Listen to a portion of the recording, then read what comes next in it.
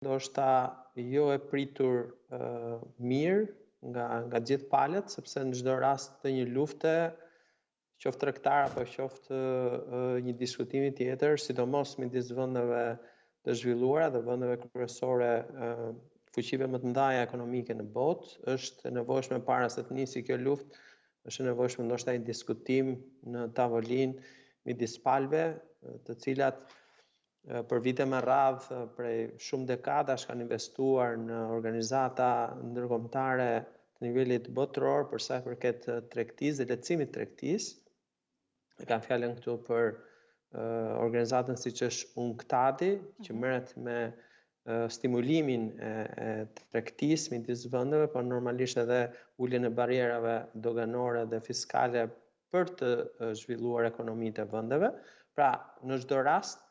mënyra më e mirë ishte diskutimi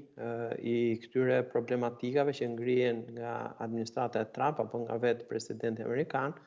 dhe më pas, në rast të mos dakordësie, patjetër e drejta e tyre për të aplikuar ato që ato kanë shpallur tashmë që do të aplikojnë. Një plan kundër masash thënë kështu.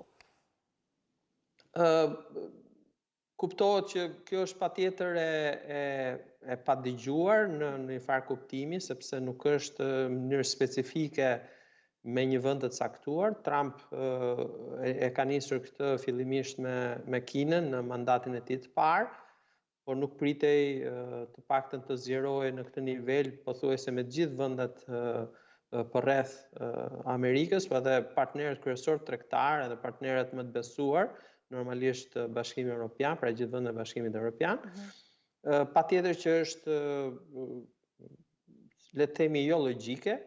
jo e pritur, do të ketë patjetër pasoja, fillimisht përveç Shtetet e Bashkuara të Amerikës, por edhe komplet zinxhirit tregtar botror, i cili tashmë do të fillojë të riformatohet apo të rindryshojë pa diskutim menjëherë.